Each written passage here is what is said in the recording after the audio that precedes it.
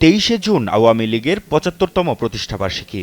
দলটির হীরক জয়ন্তী সামনে রেখে ঢাকার মেয়র এবং জেলা ও মহানগরের এমপিদের সাথে মতবিনিময় করেন দলের সাধারণ সম্পাদক ওবায়দুল কাদের। বৈঠকে কেন্দ্রীয় নেতারাও উপস্থিত ছিলেন।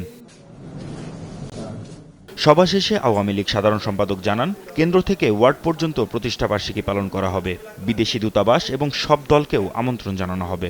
আমরা সারা দেশে ইউনিয়ন ওয়ার্ড পর্যন্ত আমাদের এই ৭৫ বছর যে উৎসব, এটা আমরা উদযাপন করব। এখানে সর্বাঙ্গীন সফল করার জন্য আমরা আমাদের এমপি সাহেব, মেয়র সাহেবদের ডেকেছি। বিদেশি যারা কূটনীতিক আছে বিভিন্ন দূতাবাসের, তাদের আমরা আমন্ত্রণ জানাবো দলের পক্ষ থেকে। বিভিন্ন রাজনৈতিক দলকেও আমি গতকালও বলেছি আমরা আমন্ত্রণ জানাবো, এটা আমাদের ঐতিহ্য।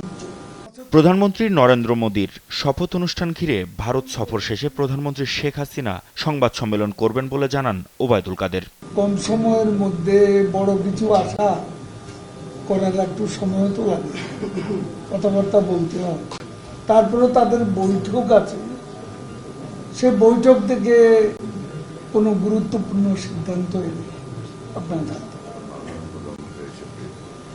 মাননীয় প্রধানমন্ত্রী নিজেও আসলে তিনি সাংবাদিকদের সাথে মিলিত হবেন এবং সেখানে তিনি বিস্তারিত তার ভারত সফর। 23 জুন সকালে বঙ্গবন্ধু ভবনে ৭৫তম প্রতিষ্ঠাবার্ষিকীর কর্মসূচি উদ্বোধন করবেন দলের সভাপতি প্রধানমন্ত্রী শেখ হাসিনা।